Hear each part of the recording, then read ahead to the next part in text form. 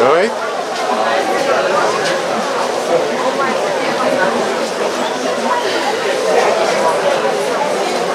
You insult, girl.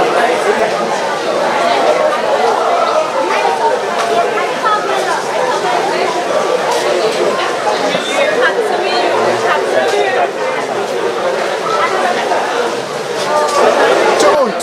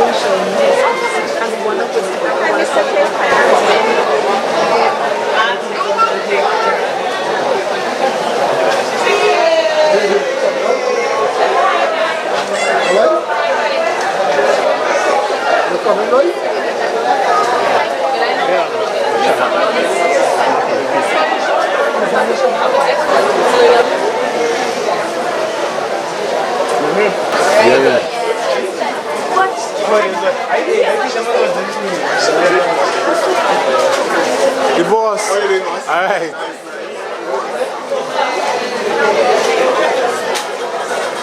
Hi. Okay, all right.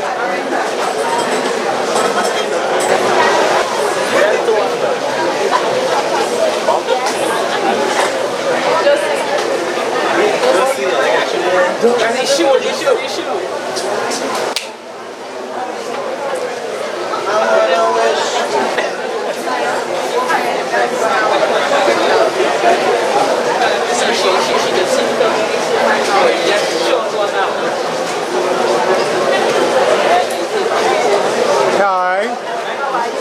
Good. Shazam boy. Listen. I guess I will 2 months ago. I joined you. Alright.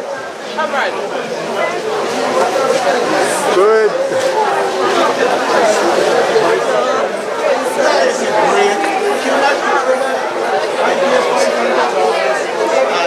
Listen.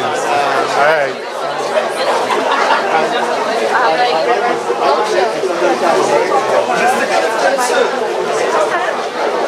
How are you going? Nice to see you nice.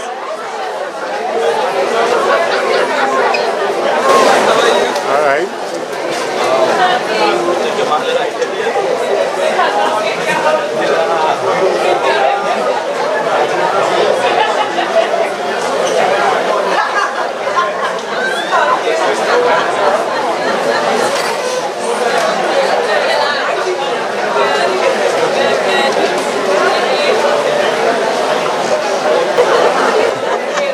How are you doing? Yes.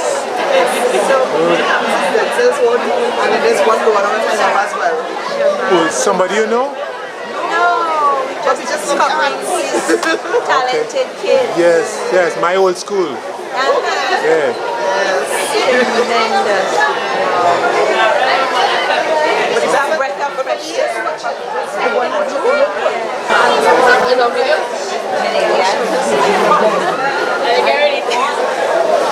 Hey. I would like to take off this. Hey, Kamala boy. Hey, everybody's here.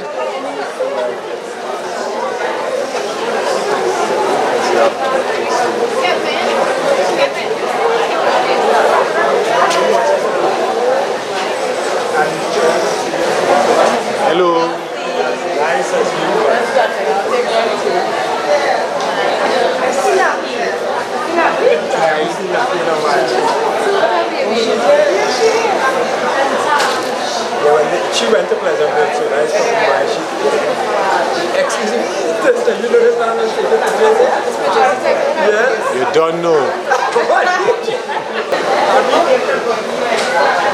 Lady Love.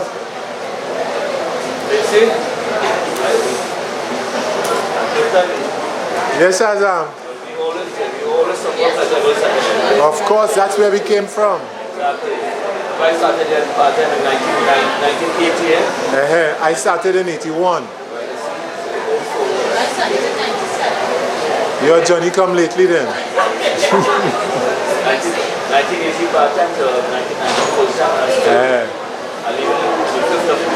Yeah. Sweet and Amy. And Griffith.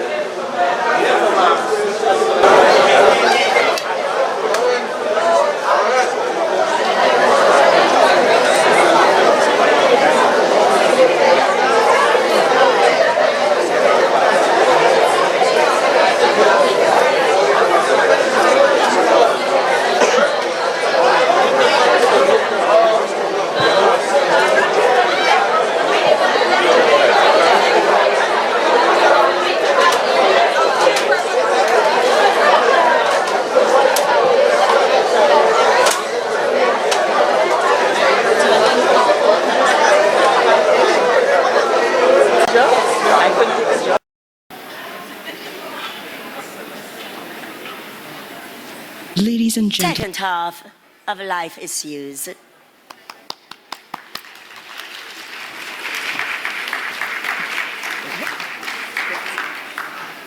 Back inside, we will therefore do that part first. These curriculum officers have been working tirelessly in schools to make sure our nation youths are being taught the arts. Our first presentation is to Mrs. Izora Edwards for a contribution towards drama education in secondary schools. Is there a representative of Mrs. Izora Edwards here?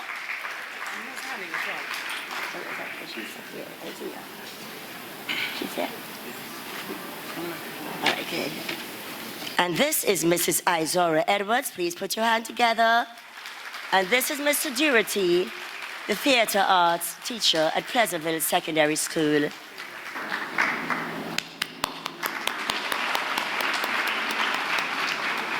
For a contribution towards dance education in secondary schools, we call Mrs. Alison Guerra C. Paul, and to present that would be the dance education teacher for Pleasantville Secondary School, Mr. Karen Sargent. Some people call him Professor.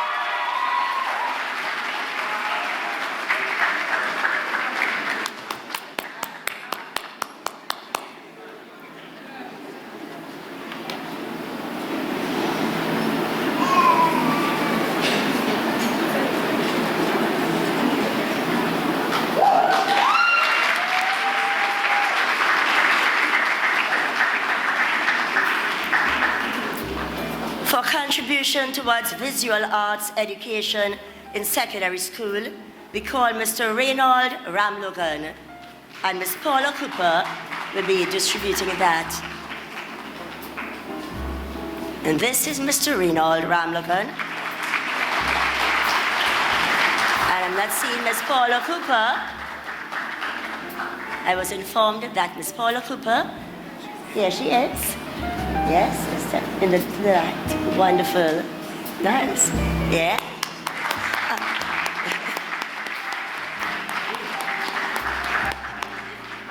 Very visual. Yeah. That's the arts in me. I just say it like I see it. All right. So, thank you very much for your patience and for your acknowledgements. And we now present Pleasantville Secondary, the second half of Life Issues.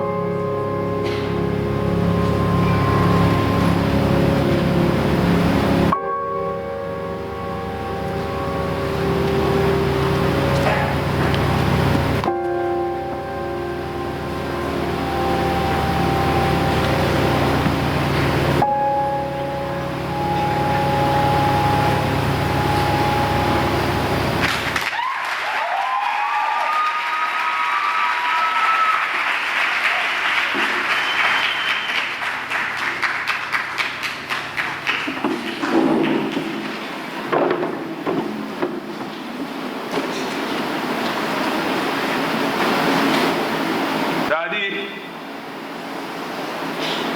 why are you risking my life?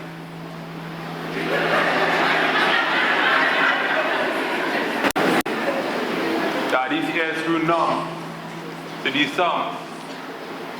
You see, Daddy's now in the driver's seat, and his deep, muffled voice, the engine, but his heart, lungs, and vocal cords are all soaking in gin. Daddy's driving his family forward with his maniac wheeling ways, but nothing can help him. Not even ways. Daddy's taking us on a road trip. First step, the drug dealer. Every day Daddy follows the smoke trail and comes back home. Broke up. You see, Daddy don't have a sense. Yes! Daddy has a sense. Pungent, powerful, certainly choking children and particles that should be a part of him because Daddy's a smoker. So everything he says smells, and everything he says spells right hand, left hand, abandonment. Because of my environment, I feel like the unfortunate child in the family, the way I am experiencing things second hand, like it's supposed to be second nature, all because Daddy won't sit and take a second inertia and give us some direction, and not explode in rage, and not experience road rage. Daddy, why are you risking my life? Next up, Right Hand Avenue, punching drive. I observing how Daddy drinking and driving Mommy up a wall. Eventually, when he has too many beers, he would turn into one. He would bash through the door and ignore the sign that says, bam, don't slam, bam, don't slam the door, don't body slam Mommy into the door, you should adore her. But the way your actions speak, you seem to be weak and more childish than Dora. And when Mommy tries to open up Pandora's box to fight you said that she has no right to, and that she should have known all these problems would arise from the moment that she wiped you. But I have a question to ask you. Who are you really married to? Mom or the rum? Considering the fact that you have the alcohol messing up your decorum, another sip, and you driving this family forward. You put too little pressure in the tires, now the family is under pressure. And Mommy is under the pressure. And I am under the impression that you just driving and you're falling asleep on the wheel. You see your eyes are the windows to the soul, but your windows tinted red, your lungs black, you're exhausted. Look at the color of the smoke that is coming out of your exhausted black. It's our new oxygen, but I will not let this thing stench of smoke suffocate my soul. See that something is smelling like it isn't suitable. You are driving, but where are you taking us? I cannot see because there's no light or the light at the end of your tunnel vision. Daddy, another sip, and you driving this family forward. And by now, you see it, light, your head, light, your headlights on high beams when there's no need, and you drive, and we try to drive as our lives crash before our eyes. I watch as another crown catches the dust. I watch how you stagger over a couple stars. I watch how you play hopscotch with bottles of scotch. You're forgetting that family comes first, and that there are generations that come after us, yet you put all your trust in the wrong kids. Like Heineken, punching is the new water that we will drown in. Mommy cries blood, but somehow your windshield wipers are never working, so Lord, take the wheel, Daddy's losing control. Lord, take the weed out of Daddy's back pockets. Lord, I hope that weed be okay. Daddy, why are you risking my life? Daddy, why you can't answer me? Yes, he can't answer because something burned underneath the bonnet, and that was his lungs, his overworked radiator, his liver. Daddy, why you can't answer? Yes, he can't answer. He can't answer. He can't answer.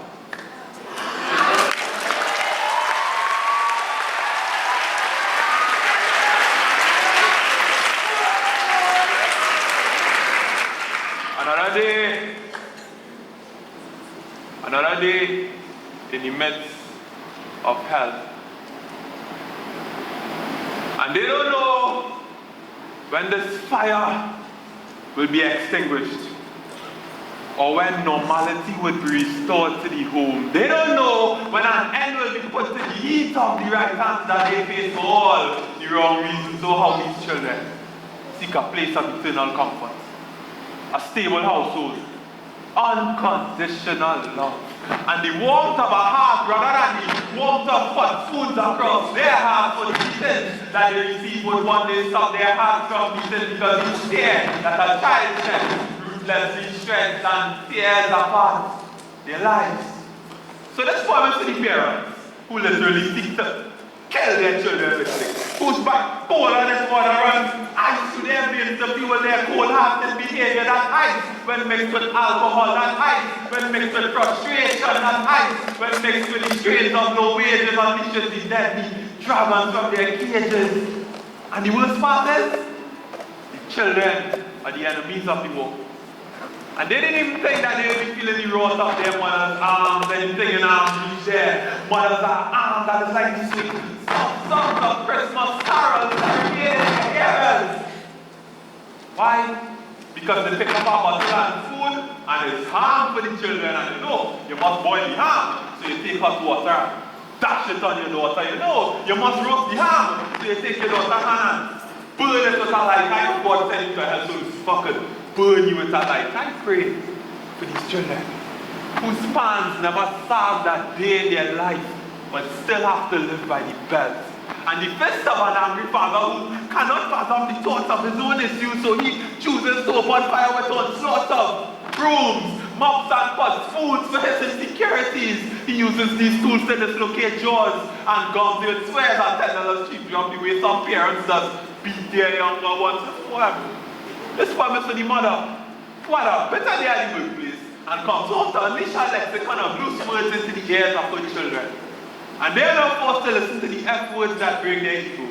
And you may think that it would exit through the other ear, but nothing hurts that child more than hearing you're stupid, you're stupid, you're stupid every day of the year from the person that made them.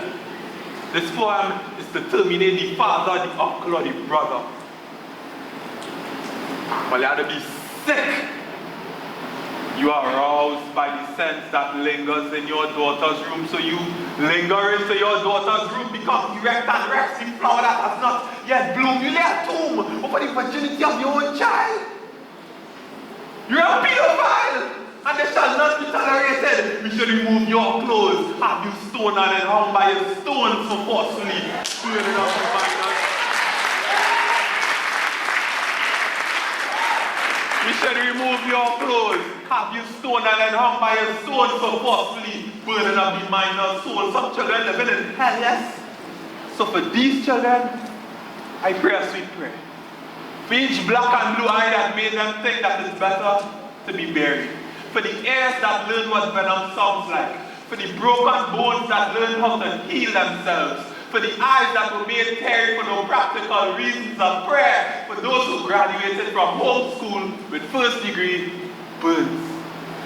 I pray a sweet prayer that the Father in heaven put a halt to the heat of the hellfire that's burning down homes, to extinguish all the parents that fire and blows that blowing fire into the lives of the youth. Send forth a thunderstorm to wash away the stimulus that keeping this fire burning. Send forth a tsunami of holy water to drown all the parents that want to cool down. Put an end to the fire and let take black smoke represent a household free of abusive relationships. Put an end to the fire and let take black smoke represent the bright futures of the nation's kids. Put an end to the fire, because child abuse is not cool. Thank you.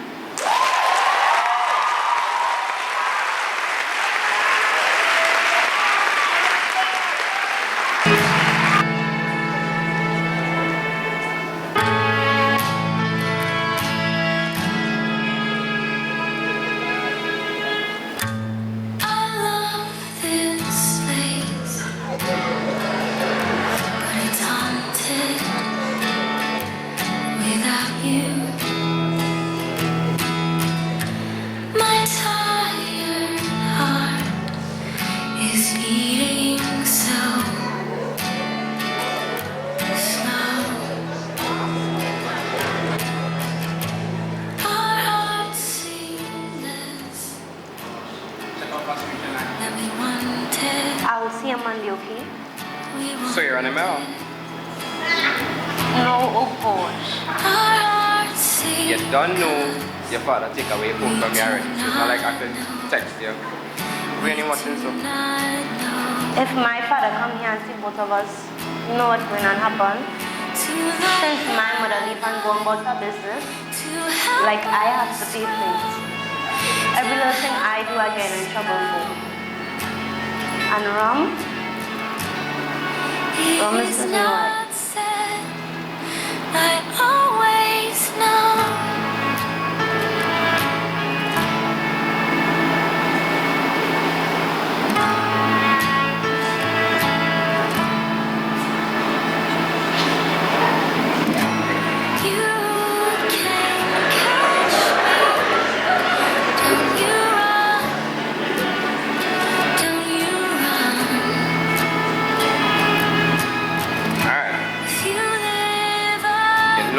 To get into trouble. In this happy little house, the fire's here to stay. To light the light, to help us grow, to help us grow.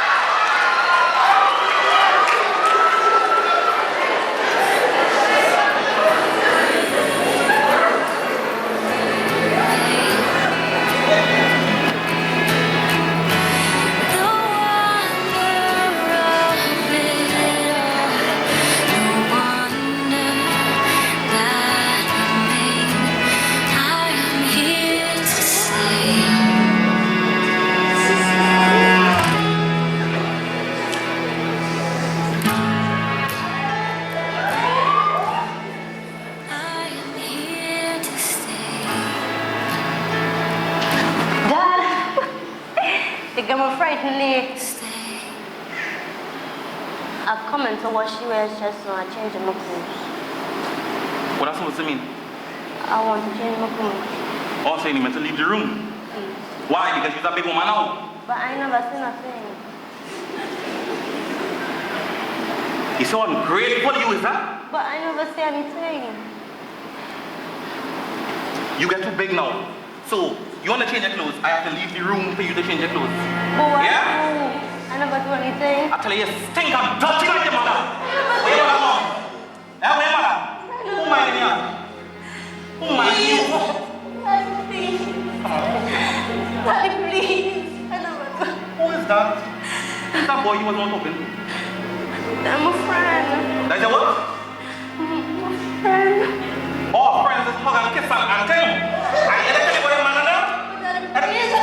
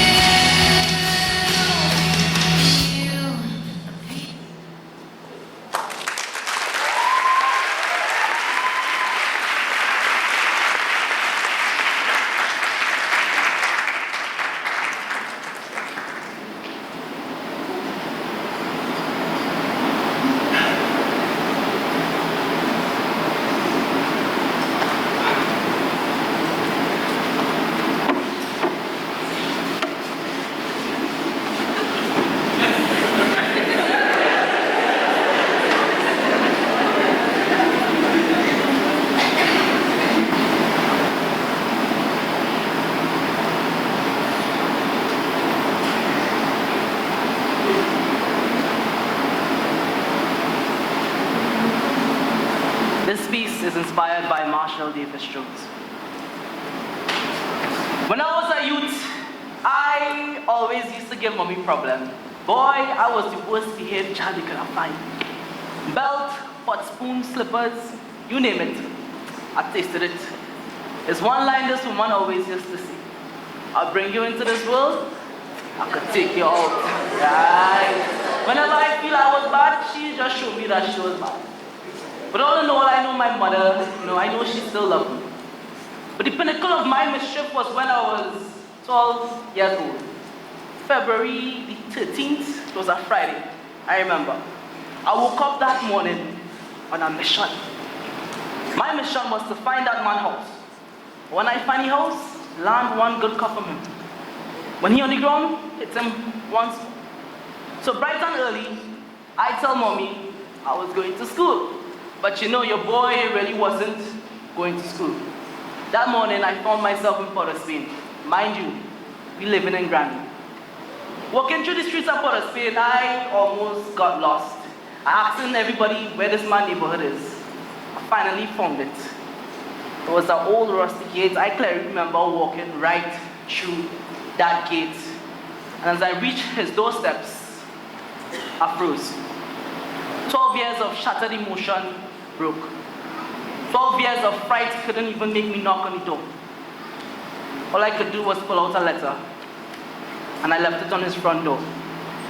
It read, "Dear absent father, do you know I go to sleep with my eyes open? Do you know I go to sleep with my eyes open because I am afraid that my dreams of a better future might not even come true? Or maybe it's because in the middle of the night I tend to daydream. I daydream that I'm just 1 year old and it was just a game of peekaboo. And your hands will cover my eyes and I will just fall asleep on your chest. Or maybe I was 7 years old and it was a game of hide and seek. I'm not sure if you're still counting, but I'm beginning to think that you're not even ready to find me." I left this at his doorsteps and I cried all the way back. I reached home, still got licks because I didn't tell mommy where I went. I cried myself to sleep that night. But the next morning was actually a brighter day. It was a spelling bee competition. Yeah, I know I was a little delinquent, but thanks to mom, I actually took academics seriously. I was the favorite to win. It was a private school competition. Everybody from the Granby area, every secondary school student. And my mom was right there in the audience, and her smile kept motivating me through every round. Final round came, and the spell master called me up on stage.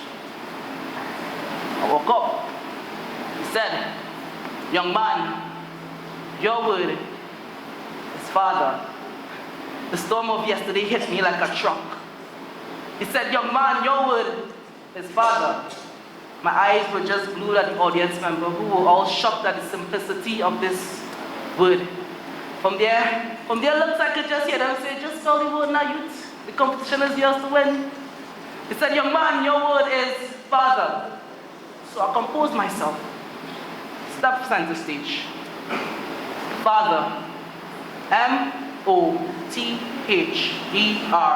spells father. Spellmaster looked at me. Spellmaster looked at me.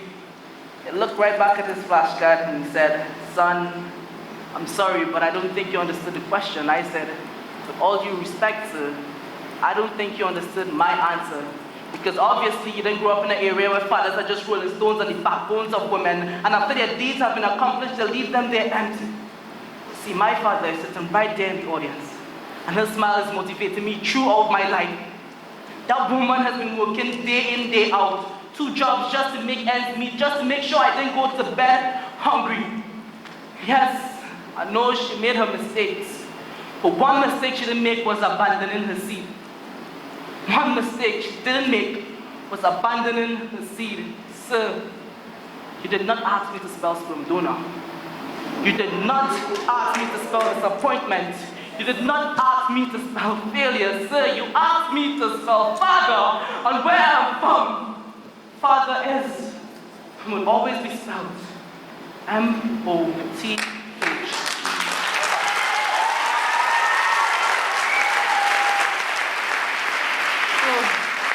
You can double check your flashcard. You can check in your dictionary because I know my father is sitting right there in the audience. And I love him. Thank you.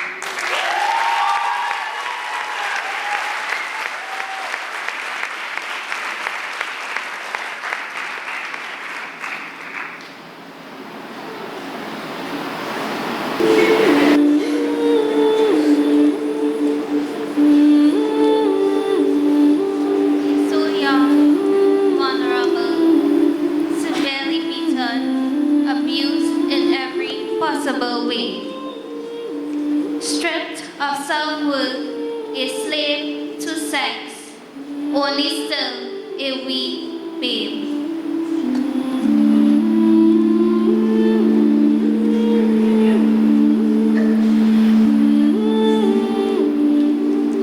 Social workers not doing the job they are meant to. Fooled by the abusers, the child left at the hands of their evil stepdad.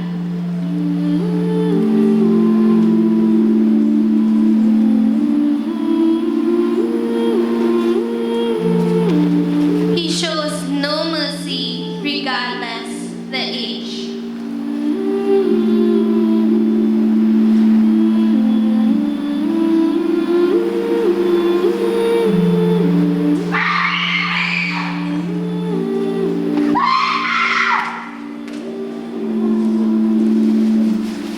These poor children robbed of their childhood, and that is a bloody disgrace. The police and social workers make countless mistakes, but again, who pays the price? The child again, their lives are at stake.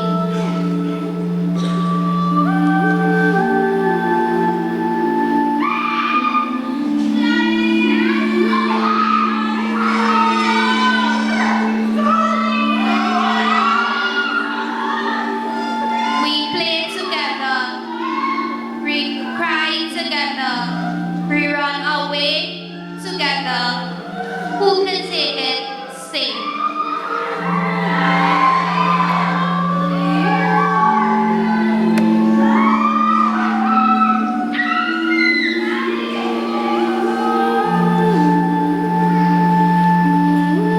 No one seems to care. They always believe the adults. The children aren't taken seriously. Prison isn't good enough for them. Bring back the capital punishment. Slave to sex.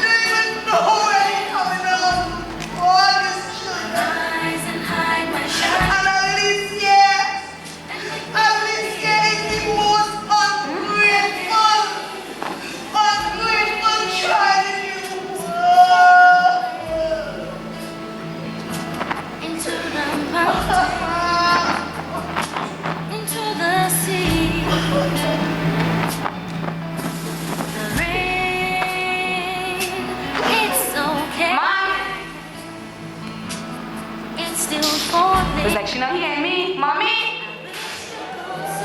What's up on you? You never calling ya? I need money to go to the girls' place right now. Money man to go to this night with the girls. Well, like, it's your own woman. Oh, my own woman.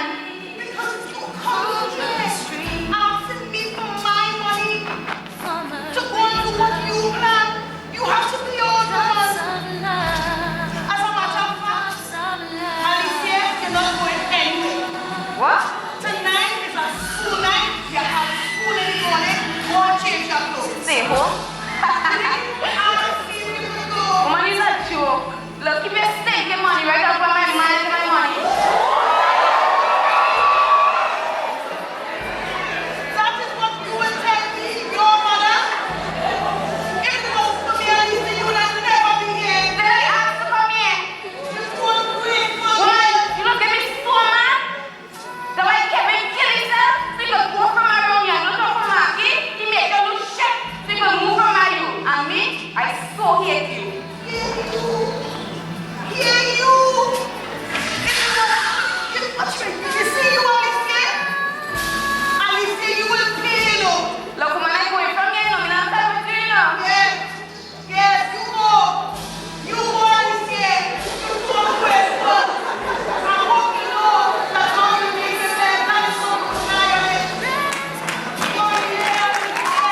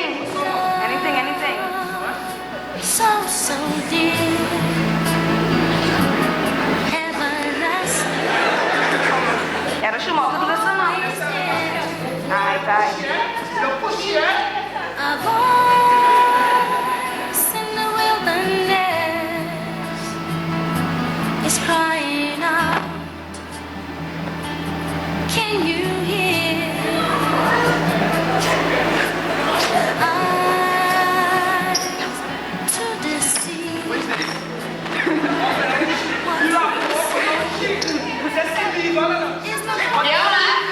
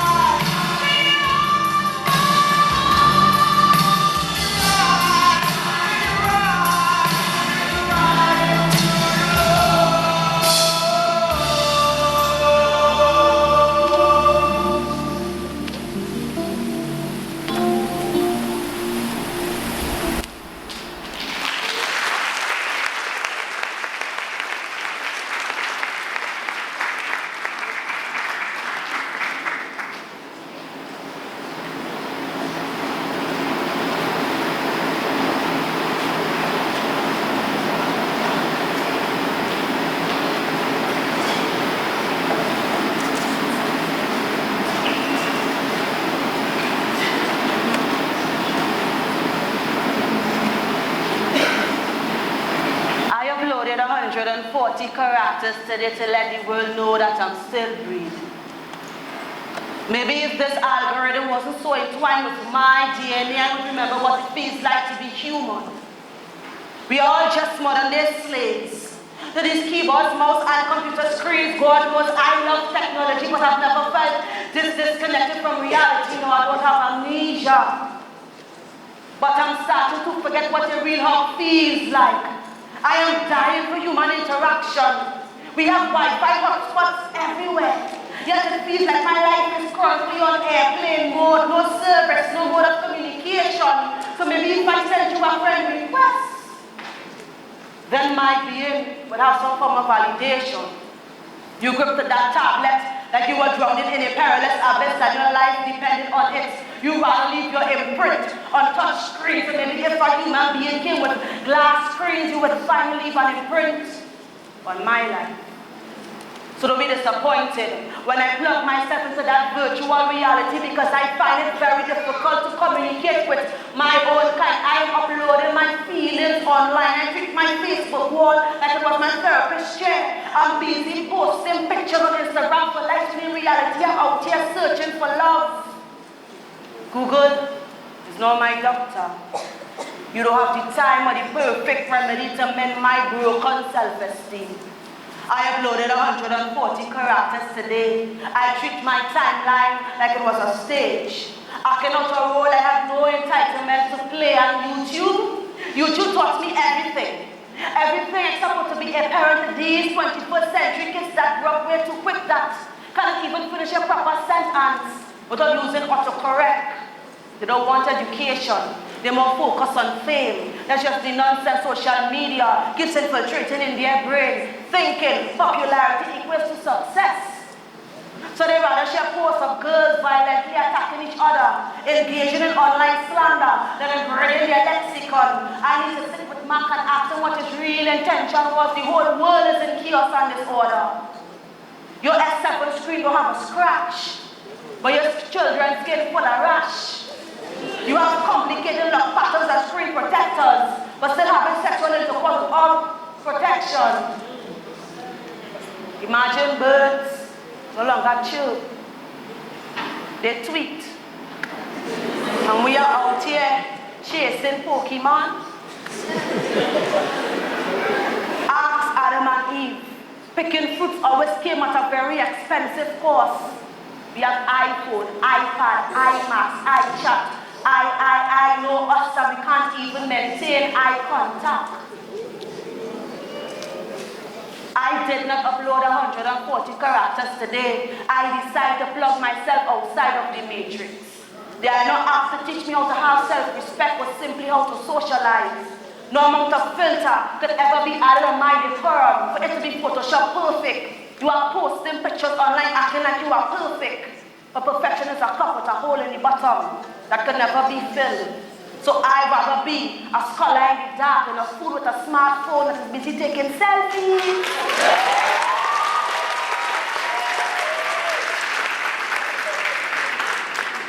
And have no realization of self. Because typing amen and posting biblical quotes won't make me closer to the Creator.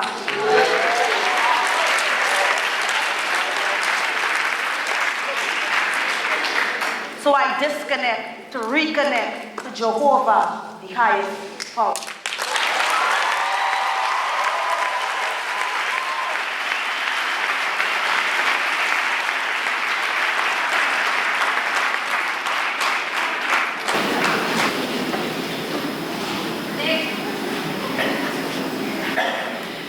Hey, lindo, hey, lindo, hey, lindo, hey, lindo, hey, lindo, and hey, lindo, hey, lindo, and lindo, and lindo, hey, lidin, hey, lidin, hey, lidin, hey, lindo, hey, lindo, hey, lindo, hey, lindo, hey, lindo, and lindo, and lindo, hey, lindo, and hey, lindo, hey, lindo, and lindo, and hey, lindo, and lindo, and hey, lindo, and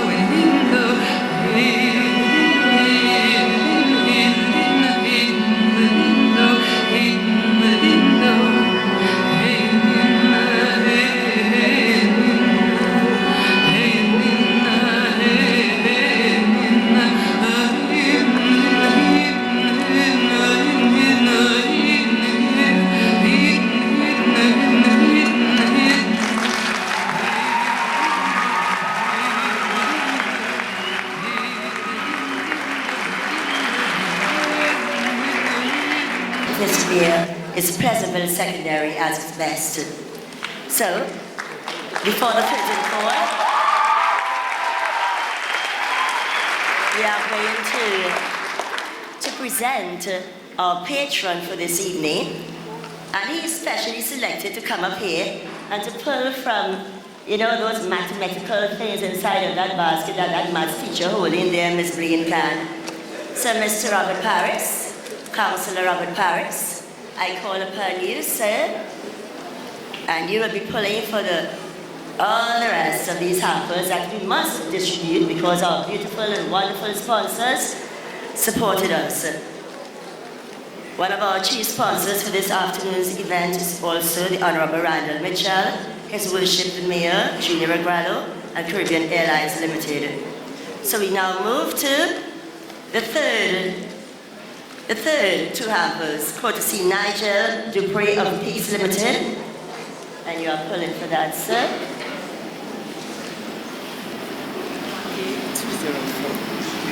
It's an adult. A204. 204? No, not 284. A, not 8. Well, somebody, there she's coming down. And it's an adult female.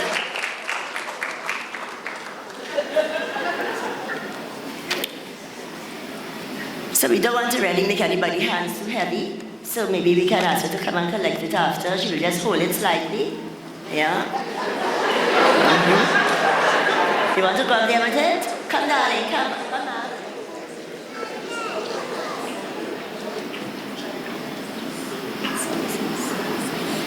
Mrs. Cheryl Thomas, A204. Put your hands together.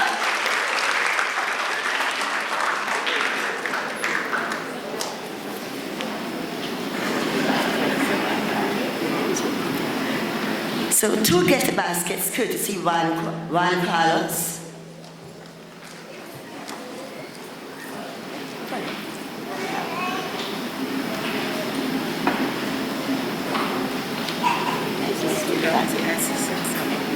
A student, S67. 67. Oh, you confusing 5 and 8. Yeah, it's 6-7. You want to turn that S into a 5?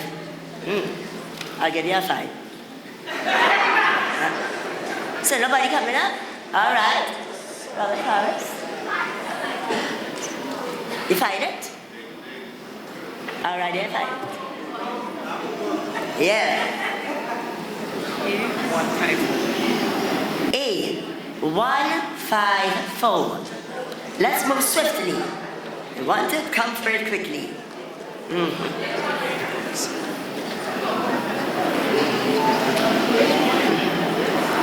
A154. There is a person. As an adult? Yeah, you only take it. Come.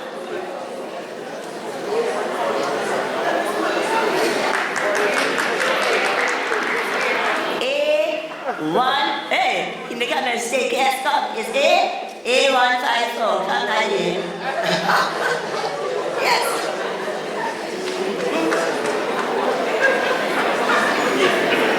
Yes, I want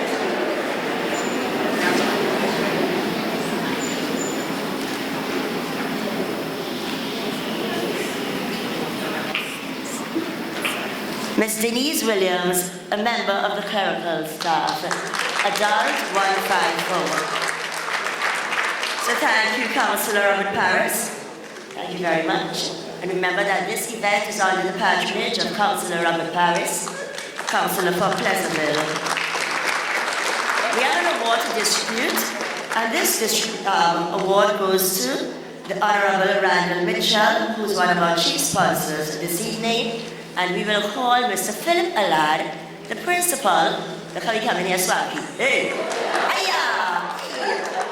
You know he is the parent, eh? Yes. And he present this award to our Honorable Minister there. If you want to come and shake a little bit.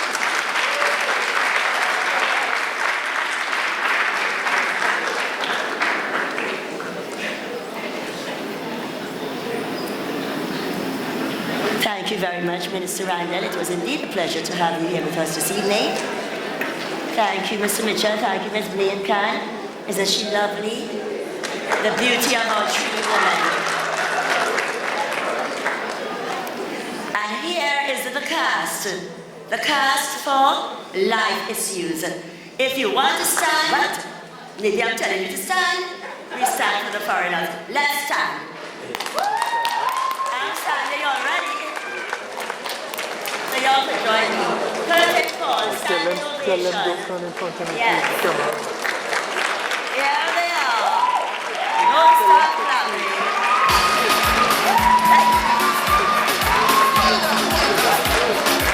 Nancy Mohammed, AJ Company, Anisha Williams, Taisha Alexander, Soraya Benesi, Kevin Taylor, Cheyenne Prescott, Kenny Saunders, Anne-Fernie Jones, Jareen Eltad, Adam Henry, Deja Dicon, Shania